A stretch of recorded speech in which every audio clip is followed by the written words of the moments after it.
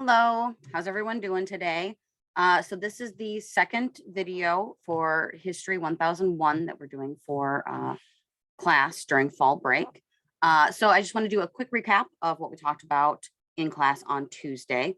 We were discussing Roman expansion. So there were the three stages of Roman expansion where they conducted wars and conducted treaties and created allies throughout the Italian peninsula.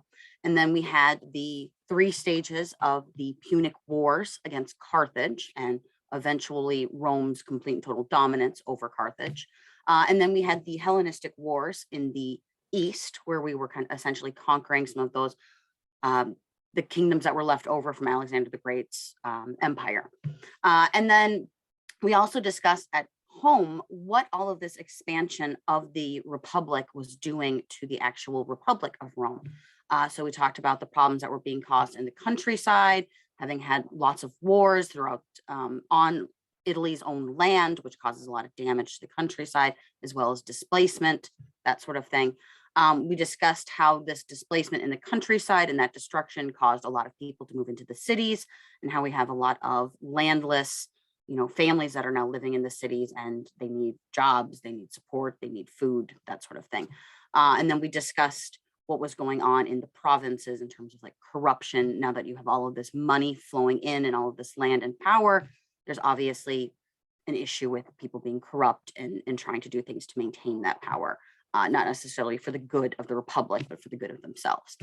We also discussed the role of slavery in the Roman Republic.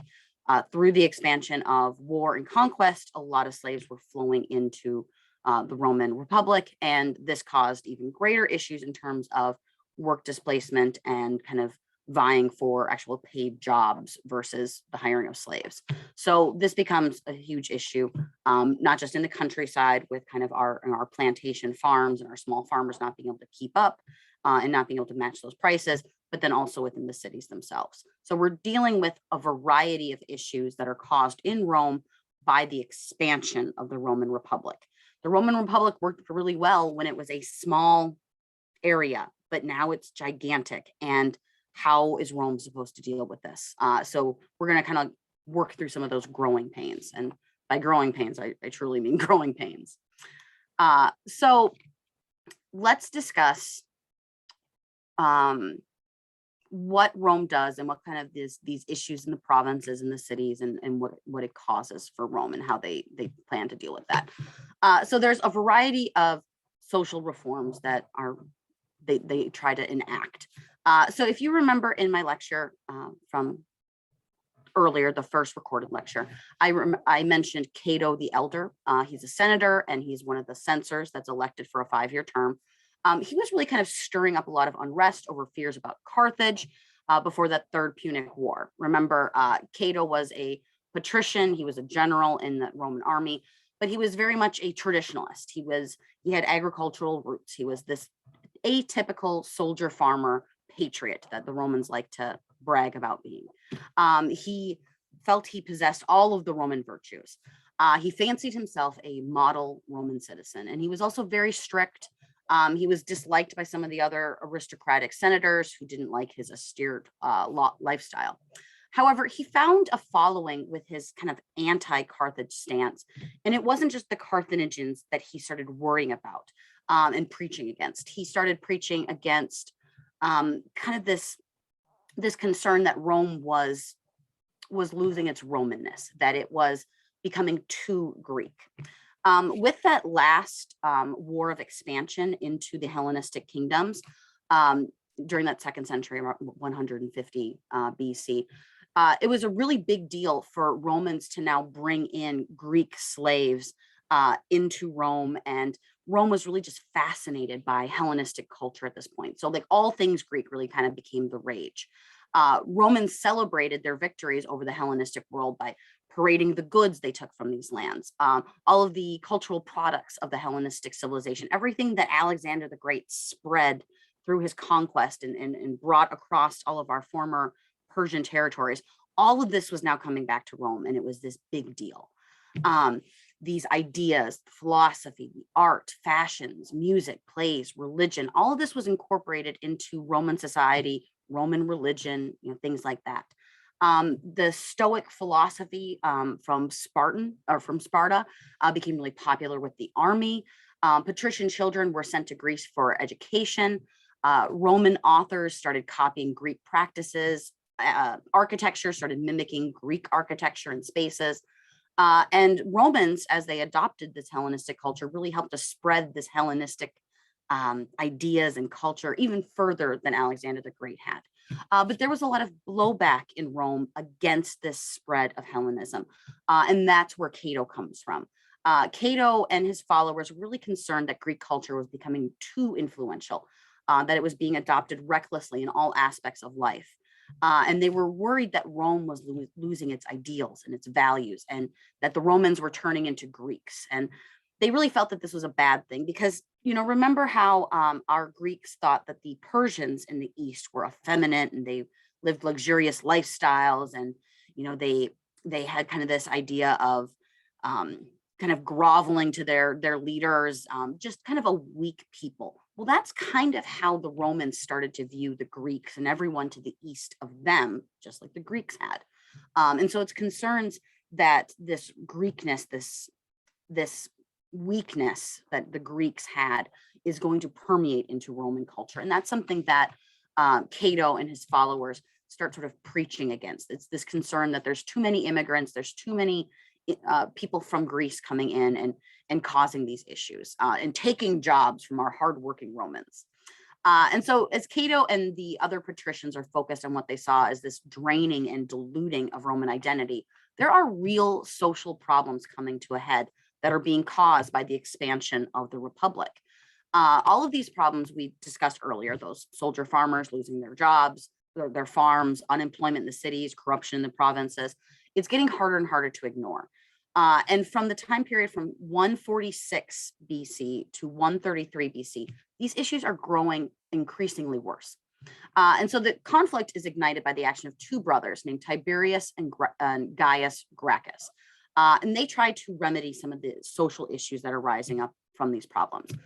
These two men come from a very distinguished senatorial family.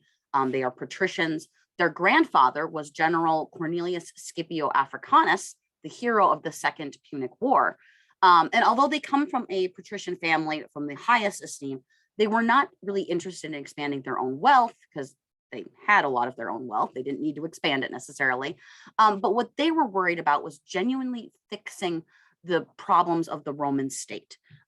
They believed that the root of all of these problems lay in the agricultural countryside and then the decline of the Roman farmer soldier model and that sort of small farm system. So they enact a couple of things to kind of correct that situation. So in 133 BC, Tiberius is made one of the 10 tribunes to the tribal assembly that they send to the Senate. Remember, the tribune is meant to represent the interests of the tribal assembly and the plebeian interest to the Senate, and they are allowed to veto legislation that they see as bad for the plebeians, and this veto cannot be overridden. So what Tiberius does when he is elected as tribune is he demands that the Senate enforces a law that's already on the books, a law that limited the amount of land a person can own to 500 acres. He proposed doing this by buying the land back from the aristocrats who owned more than 500 acres, kind of breaking up some of those very large those plantations that are in the countryside. He wants to buy back the extra land using the money from the sale of those newly conquered lands. So the profits from the expansion of the Republic, he wants to use that money to buy back land, to put a cap at 500 acres for all of the people who own land. The extra land would then be redistributed to the landless veterans of the army, those citizen farmers.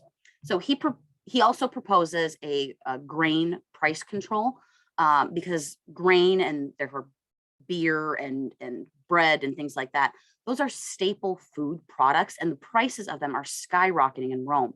And he wants to put a price control on that so that people can afford to feed themselves. And so it's not a huge surprise, but the Senate is very resistant to these proposals. They are those wealthy landowners, and they want to keep their 500 plus acres of land. So Tiberius starts passing laws through the tribunal assembly instead of the Senate. The Senate persuaded another tribune to veto Tiberius's proposals, and in response, Tiberius managed to have that tribune deposed, and this had never been done before. So again, we're kind of altering and changing things within the Roman Republic ruling system. And so to ensure that his reforms are followed through by the Senate, Tiberius ran for re-election as tribune. And again, this had never been done before. It was technically against the law. You can only run for a single year term, and you have to have a space in between before you're elected again. And this is again is about Rome's concern over that single man rule. So the opponents of Tiberius Gracchus begin to argue that Tiberius was trying to assume dictatorial power. And again, this is a big issue. And as a result, in late 133, a mob of aristocrats and their supporters from those client armies of theirs started a riot in which Tiberius Gracchus and about 300 of his supporters are clubbed and beaten to death, and their bodies are thrown into the Tiber River. So following this riot and massacre of a tribune who has his body is considered sacred, about 10 years after this, Rome enjoys a measure of internal peace and stability until about 123. And in 123, Tiberius's younger brother, Gracchus, is elected as tribute by the tribunal assembly as well. So what he does is he tries to follow through with his brother's proposals, but also adding some new ones. He adds some new proposals to add more add more people to be considered for citizenship and other sort of popular policies. He passes a law allowing the tribune to be elected for 2 years in a row. So kind of circumventing that issue that they had with Tiberius trying to be elected twice. The Senate sees these issues, is concerned again, remembering what happened with Tiberius. They automatically declare Gaius as a public enemy, and Gaius and 3,000 of his supporters are killed in the aftermath of this declaration of Gaius as a public enemy by the Senate. And so what the Gracchus Brothers story tells us and reveals about Romans is that Romans, those people who are paying attention to what the Senate is doing, to what these wealthy patricians are doing, it reveals that these senators and our wealthy patricians are more concerned with preserving their own wealth than they are with serving the best interests of Rome. Again, Rome was built through compromise, through accommodation, those struggle of the orders where, the plebeians strike and they get more rights and they kind of have to work back and forth with the Senate and the patricians. That was how Rome was created as a republic. But now we're not seeing the compromise. We're not seeing the accommodation. Instead of compromise, Roman politics become increasingly characterized by intrigue, bribery, corruption, deceit, and violence. That client-patron system was becoming a political beast. Almost personal armies are following behind these powerful men, these patrons. The ambition, the fides, that value of fides, of devotion, that sort of thing, is really spinning out of control. And this leads to a new era in Roman politics that we're going to refer to as the age of the generals. And I realize I did not move the PowerPoint slide ahead. So what you are seeing now is the PowerPoint for the Gracchus Brothers. I apologize. So the age of the generals, some parts of the empire post the execution of Tiberius and Gaius, some parts of the republic start rebelling. Members of the Latin League that are located within Italy itself are demanding full citizenship rights now. The Numidian people in North Africa who had sided with Rome against the city of Carthage, they start rebelling against Rome's interests as well. And so the Senate has to turn to its army and the generals to help them maintain law and order during the time period of like 100 to 50 BC. And so our first general that we're going to talk about that the Senate turned to is General Gaius Marius. Now, Marius is a very successful general. He was voted to the consulship in 107 and asked to put down the rebellions.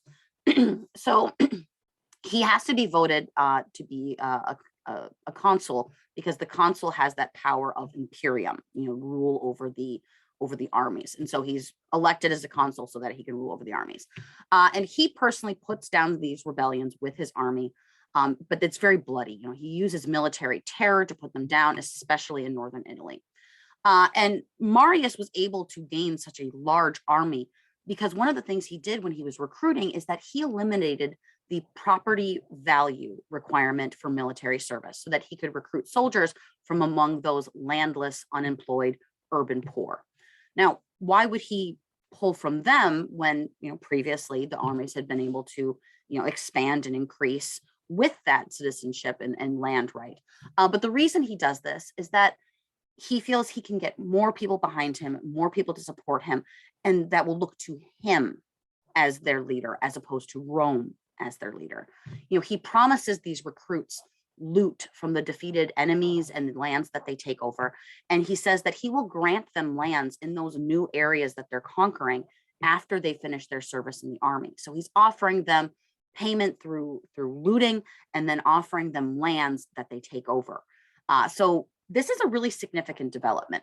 Indeed, it completely alters the entire character of the Roman army. Troops who receive their rewards from their general become fundamentally loyal to that general and not necessarily to Rome. The danger is that a general who might be ambitious for political power could use a loyal army against his rivals or even against the Republic of Rome to advance his own political power. So Marius, when he returns to Rome with his successful army, having put down these various rebellions, he goes to the Senate and he demands the rewards for his soldiers, the lands that he had promised them.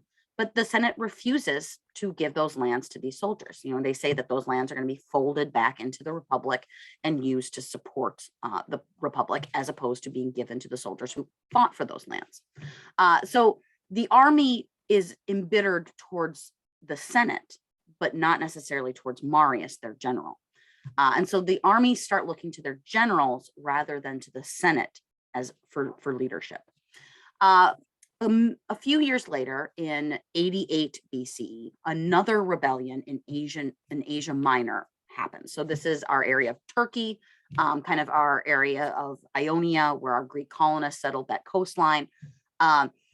So when this rebellion breaks out, over 80,000 Roman colonists and immigrants were murdered by the people in those areas. So these would be Greeks and Persians. So 80,000 Romans are essentially massacred in this rebellion. And this is a serious challenge to Roman authority.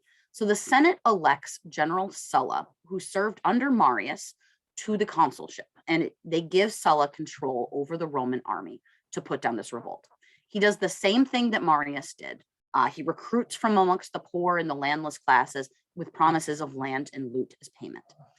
This ensures that the army is loyal to him first and foremost, and Rome second. So after putting down the rebellion in Asia Minor, Sulla finds out that while he was gone, the Senate, having remembered what happened with Marius, the Senate revokes his consulship and says that he is no longer a consul, he is no longer the head of that army, and that he needs to return to Rome. So they're trying to break his power over the army while he's still with that army. So what happens is Sulla becomes the first general to actually use his army against Rome, because he marches his army back from Asia Minor to Rome, and he essentially uses that army to take over the Senate. He forces these various people who had tried to usurp his power of the consulship while he was gone. He forces them to kind of rally together, and then his forces are rallying together. And we see kind of a civil war break out in Rome at this time. Sulla, because he has control of the Senate, he starts appointing various people who are his supporters as senators. And with that, the Senate is then passing laws that are favorable to Sulla and his supporters. And the Senate declares that Sulla is now a dictator of Rome. They consider this civil war that they created a state of emergency, and that they need to elect a single ruler to deal with the issue. And so, of course, they appoint their general, Sulla, as the dictator. And his first order of business as dictator is to settle some of these old scores with the opponents of him, the people who betrayed him while he was gone. And he does this through creating a proscription list. So the prescription list, as I've got here on the PowerPoint slide, is essentially a death list. If your name is on this list, it means that anyone can kill you without legal reprisals. It means that you are considered an outlaw and that you have no legal standing within the state of Rome. And so with this, anyone in Rome can murder anyone on this prescription list and essentially claim a reward for having performed the murder. So a very effective way of eliminating your enemies. So hundreds of patricians and senators and powerful men in Rome are killed through these prescription lists. Sulla took those lands from these men, confiscated those lands from those families, and then distributed those amongst his soldiers as he had promised. And so while Sulla is dictator, he also introduced a handful of legislative reforms. He decreases the power of the tribunes and the tribal assembly. They could no longer check what his cronies in the Senate were doing. So even though Sulla seems to be supporting like the little man, the plebeians, he's still doing things that ensure that he has power. So he's increasing the power of the Senate by decreasing the power of the tribal assembly and the tribunes. He also tries to reform how the provinces are governed, seeing that there's lots of corruption. It was corruption in the provinces that caused that revolt that led to the execution of those 80,000 Romans. And so he's trying to sort that problem out. But in 79, after kind of passing these decrees, after going through his dictatorship, he actually retires the dictatorship and goes into the countryside to his 500-acre estate and retires there and is no longer involved in politics. But the lessons we should learn from Marius and Sulla is that the true path to power in Rome now laid in special military command. And the command that gave its general two things. It gives the general the control of a loyal army, and it gives them access to great wealth. Usually this great wealth is acquired through,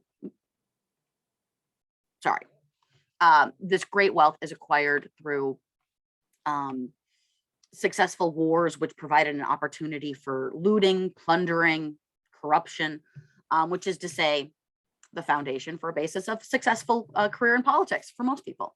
But these lessons are being learned that the power in Rome is now with the army as opposed to with the people. Okay, so all of that effort, all of the struggle of the orders, all of the struggles between the plebeians and patricians, it seems to be lost now that people are realizing that the power is really coming through the army itself. So in the years between 200 and 79 BC, the Roman Republican government of magistrates, assembly, the Senate, they're rapidly declining and they're moving kind of towards an implosion, essentially. The Senate had to take a large part of the blame for this development. They were much too arrogant and selfish to solve any of the social and economic problems that were confronting Rome. Indeed, the Senate opposed reform in any way with great tenacity so they could hold on to their own power. We've seen that the Roman constitution was organized in a way that made reform possible. The struggle of the orders, for one, the Gracchus Brothers for another, reforms can be made, but change is difficult. And because the powerful and prestigious Senate opposed change, it made it all the more difficult. For primarily self-serving reasons, the Senate was willing to resort to illegal means to stop any reform. And the result was that no one was particularly concerned with legality anymore. So both reformers and conservatives begin to think that to use any means that they could to gain the ends that they want. Violence became more and more a feature of Roman politics. The most ominous development was the growth of the army as a force in politics with goals and interests of its own. The army was supposed to serve the interests of the Roman Republic, not have its own interests. So after Sulla's time, any successful general became a potential threat to the Roman state. And that's exactly what begins to happen. So we're going to move on. We're still kind of in our age of the generals, but we're going to be talking about a development called the First Triumvirate. And the dates for this first triumvirate are from 59 to 54 BCE. So beginning around 59 BCE, Roman politics became dominated by three ambitious men who made up an informal alliance between themselves to pursue their mutual goals, and they became known as the First Triumvirate. Think of them as frenemies, if you will. They are bound together by mutual goals, but each other's mutual goals aren't necessarily the same as their individual goals. The Senate had wronged each of these men in various ways, and together they were working to kind of change that. So together they could kind of put that Senate down. And so the three men who make up this first triumvirate are Julius Caesar, Pompey, and Crassus. So Julius Caesar was born around 100 BCE. And in 60 BC, when he's 40, Julius Caesar is this aristocrat. He's from a patrician. He's from the patrician Julian family with gigantic political ambitions. He has a lot of popular support amongst the Roman masses. He's actually a nephew of Marius, one of those generals that took over. And Caesar wants the consulship. He sees that as his way to power. He was already prominent as a Roman politician. He was known as a very effective orator and a very accomplished writer, and a notorious ladies' man as well. So that's Julius Caesar at this point. And our next person is Pompey the Great. Pompey the Great is a little bit older than Caesar. He was born in 106 BCE. And he's the first really powerful military leader after Sulla retired in 79 BC. Pompey was a subordinate of Sulla. So he was working with him in that army, saw exactly how Sulla was able to maintain control and power over the army, and therefore the Roman Republic. And so in the 70s and 60s, Pompey was voted as a consul at least once. He also held several important governorships in the provinces. He'd been placed in charge of Eastern expansion beyond Asia Minor into Syria and Palestine. He brought the Hebrews under Roman authority as well. But the Senate didn't like him very much. He didn't come from a noble family, and they were jealous of his military successes, and the senators refused to cooperate with him. They wouldn't grant lands to Pompey's troops, and they wouldn't ratify the treaties he had negotiated in the field, or at least they wouldn't do it in a timely fashion, which therefore led to embarrassment on Pompey's part. But Pompey was very popular with the lower classes, and in his military commands, he was able to win the support of a large number of soldiers. At several points before 60 BC, he might have seized control of the government had he wanted to, but he really didn't wish to do that. You know, he had saw what it had done to Sulla, and he didn't want to follow that same path. Pompey always hoped that he could win the support and the approval of the senators, so he refused to take that final military step towards a forcible dictatorship. But by 60 BC, Pompey was powerful but bitter. You know, he was a powerful but disgruntled Roman general. And so our third member of the triumvirate is a man named Crassus, Marcus Crassus. Crassus is a member of the Senate. He's from a very wealthy patrician family, and he is a very popular businessman. He also made a lot of his money through questionable means, through very kind of shady real estate deals. He was essentially a slumlord. You know, he built a lot of apartment style complexes in Rome and housed lots of the poor plebeians and charged very high rents. Like, he was just a very kind of corrupt man. But he desired military command. You know, he had real estate, he had business, he had wealth and power, but he wanted military command as well, for the money and the additional power that came with it. So in a general way, the first triumvirate is a loose and informal coalition amongst these three men. And as a group, they had no legal authority. They were not part of the constitutional structure of the Roman Republic. They were simply three powerful men who were able to assert their influence over the Roman government. But how were these three men able to do that? They each individually had great strengths that together they were able to make a lot of differences. So Pompey's military reputation and the loyalty of his troops was what he brought to the triumvirate. Crassus brought his wealth to the triumvirate, and Caesar brought his political shrewdness and a popular following amongst the masses. So they each brought something different. And to kind of seal this triumvirate, Caesar gave his daughter Julia in marriage to Pompey to kind of seal their relationship. So not only are they united through political means, but now they're united through familial means as well. And in 58 BC, Caesar was given command of the Roman armies in Gaul, which proved to be a very difficult place to conquer up to that point. So the Senate giving him that command was, yes, an honor, but also a way of getting rid of him for a certain amount of time. And it was really not expected that Caesar was going to be able to accomplish much in this posting. No one prior to him had been able to, so why should he? But between 58 and 50 BC, Caesar managed to conquer all of Gaul and make it a Roman province. In a series of brilliant military campaigns known as the Gallic Wars, Caesar brought the territories of modern Belgium, Germany, the areas west of the Rhine, and France under Roman control. And in addition, he invaded the British Islands on 2 occasions, which became known as Britannia. Originally, he had been given 2 legions, so about 8,000 to 10,000 men to conquer Gaul. And 2 years later, he had been given almost 13 legions under his command. So as he was becoming more successful and doing more in Gaul, he was given more legions because he was proving successful. So let's give him more men so he can do better. So by the end of 50 BC, he has 13 legions under his control. That's almost 60,000 men. That's a giant army. And so this army enabled Caesar to obtain vast amounts of wealth in the looting of Gaul, which he lavishly shared with his troops. Having learned those lessons from Marius and Sulla, this is how you keep your troops happy. The problem was that Caesar's phenomenal successes in Gaul undermined the balance of power within that triumvirate, that first triumvirate.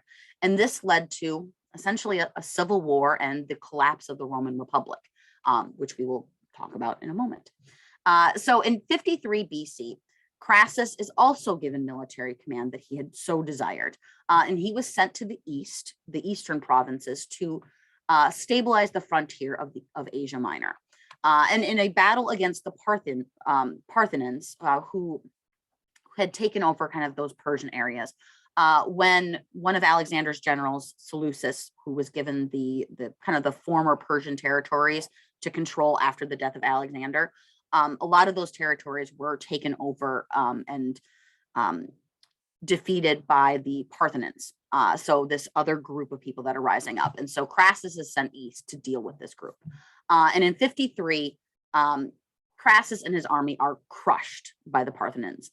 And the Romans were essentially just destroyed. Crassus himself was killed by having molten gold poured down his throat, supposedly. And then his head was cut off and stuck on a pike and paraded around as a trophy. So Crassus had a very ignoble end to his career in the triumvirate. And so this just leaves Caesar and Pompey. And so while Caesar was in Gaul with his troops, and while Crassus had been sent east, Pompey was left in Rome. And this was the original plan. So while Caesar was in Britain, his daughter Julia, who was married to Pompey, she died in childbirth. And Caesar tried to re-secure his relationship with Pompey by offering him his great niece in marriage. But Pompey declined this offer. He refused to marry into Caesar's family once again. And this becomes an issue. These social tensions between Caesar and Pompey had gotten so bad during this time that by 52 BC, so Crassus is out of the picture at this point. He's already been killed in the east. In 52 BC, Pompey is elected as the sole consul and declared the defender of the republic. And he's given near dictatorial power. The Senate is trying to put a wedge between these two powerful men by whispering in Pompey's ear, saying that, Caesar is gaining all of this power in Gaul and he's not sharing it with Pompey. Things are happening. And as Pompey had refused Caesar's offer of his great grandniece, what Pompey does instead is he marries the daughter of one of Caesar's enemies. And this is kind of an open declaration that they are no longer in a partnership. They are no longer frenemies. They are just enemies. And so Caesar had become so powerful that both the Senate and Pompey feared him. And this is what causes Pompey and the Senate to unite, is this fear of the power that Caesar has. And so with all of the successes that Caesar had in Gaul, he expected some sort of a reward, a parade, a triumph when he returned to Rome. But the Senate and Pompey deny Caesar the right to hold a triumph, which is sort of the celebration of the victorious general and his troops with parades and celebrations in Rome. But it's denied by the Senate and Pompey. And then in 50 BC, the Senate, led by Pompey, ordered Caesar to disband his army and return to Rome because his term as governor of Gaul had finished. Caesar worried that he would be legally prosecuted, if he entered Rome without the immunity that was enjoyed by a magistrate, by a governor. A governor was immune from many legal issues because of his job. But having been stripped of his governorship, he is no longer immune to that. And Pompey accuses Caesar of insubordination and treason because he refuses to give up his command of the army. So in early March of 49 BCE, Caesar marched his army across the Rubicon River, which is a small river that marked the official boundary between the Roman Republic and Gaul. And this was seen as a gesture that marked the beginning of a civil war. You may have heard that people say, like, the die is cast.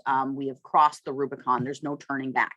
It is in reference to this moment that Caesar marches his army across that border, and he's at the head of the army now in Roman territory, which is considered illegal. You're not supposed to lead an army into Rome. Again, this is what happened with Sulla, and so the Senate is trying to avoid another situation like that. And because of this, Caesar, he crosses the Rubicon and he marches his army into Rome itself. And this sparks another civil war in Rome. And this time it's between the forces of Caesar and the supporters of Pompey in the Senate. And Caesar, because he has a giant army of 13 legions, 60,000 men, he rapidly gains many victories over Pompey, and he's able to take over Italy with his army. Pompey flees Italy and he goes east to get the troops that he had. Remember, he used to be a military commander. He expanded Roman control into Asia Minor, down into Syria and Palestine as well. So he goes east to pick up those troops that he had essentially left there. But Caesar follows him east, and the fighting continues. Caesar left Italy under the control of his second in command, known as Mark Antony, when he went east to fight against Pompey. So Caesar follows Pompey to Greece, and in 48 BC, the forces of these two men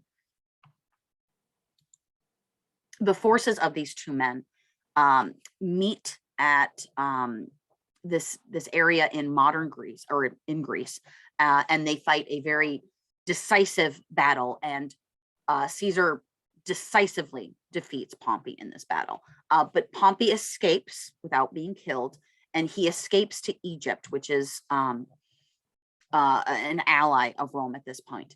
And he escapes to Egypt, but he is murdered by the agents of the pharaoh, Ptolemy the 13th. Remember, the Ptolemies are Greeks. They are that general that followed Alexander the Great, and now they're the pharaohs of Egypt. So he's murdered by a Greek pharaoh, essentially. And Caesar returns to Rome after this victory over Pompey, and he returns to Rome as the sole consul, and he is eventually made or declared to be the dictator of Rome. And this we see as kind of a rise of a new tyrant, or at least that's what the Senate sees. He's also elected to be the censor, and he adds many of his own followers to the Senate to sway favor towards him within those senatorial ranks. Now, Caesar, having had this power in Rome now, begins to settle his own matters from kind of one end of the Mediterranean to the other.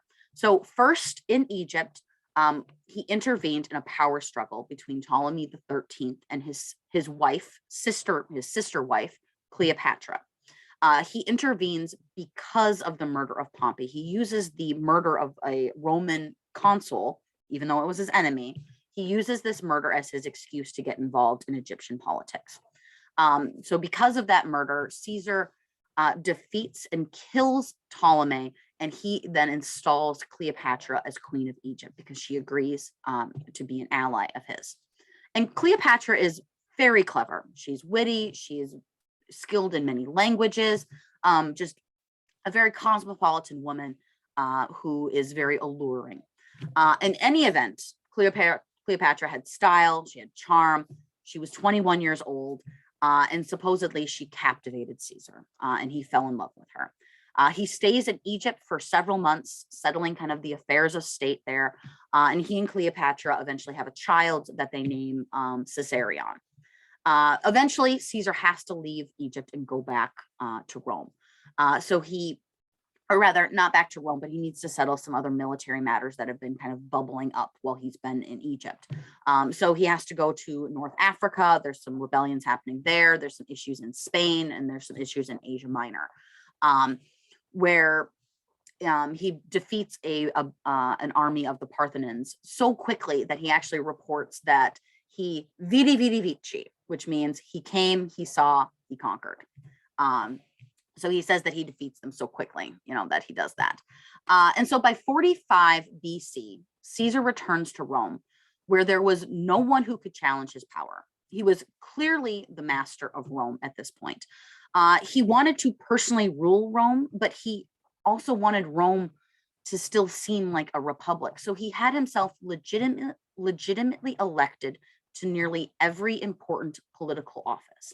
So he was elected as consul, he was elected as tribune, he was elected as the Pontificus Maximus, he was elected as censor. So he's legally being elected to all of these positions of power, so that technically he doesn't have one man rule. He's been elected to these positions.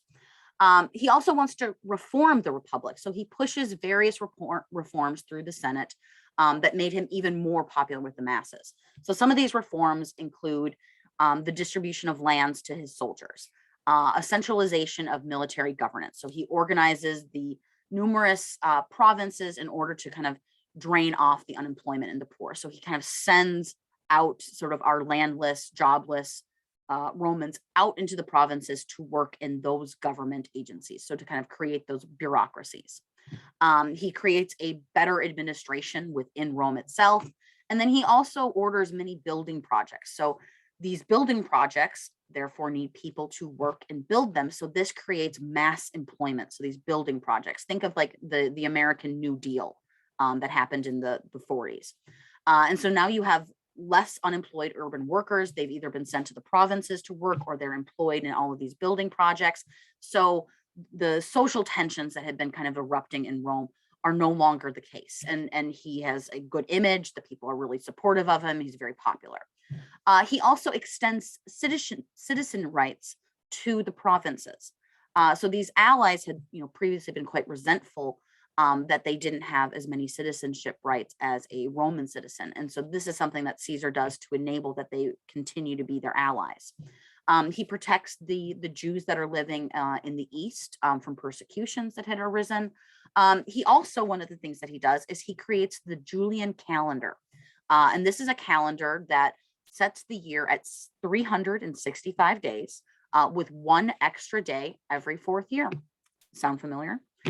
This calendar, of course, is still with us with one minor modification that was made by Pope Gregory I later on when Christianity was in control. But this is the calendar, the Julian calendar is essentially what we use today. But many Romans, especially the conservative members of the Senate, were very clearly alarmed by what they considered to be an unconstitutional accumulation of power in the hands of one man. Again, that's one of the things that Rome declares themselves to have been founded on. Remember that foundation myth of the rape of Lucrezia, and how the Roman patricians overthrew the corrupt rule of the Etruscan kings because one man rule, single man rule is corrupt. That's what they see Caesar doing here, is trying to obtain one man rule.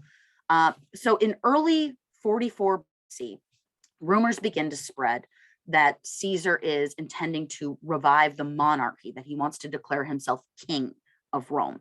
And this results in a very widespread conspiracy amongst the senators who are opposed to Caesar. And on March 15th, 44 BC, a date known as the Ides of March, Caesar is assassinated by a group of conservative senators under the leadership of Brutus and another senator named Crassus, not the same member of the triumvirate. The senators are claiming that they assassinated Caesar because they wanted to liberate Rome from a tyrant, and they used symbolism and imagery to bolster their actions. And so we see this assassination of Caesar as the end of the first triumvirate. But what Caesar and Sulla and Marius had established was that control of the military meant control of Rome.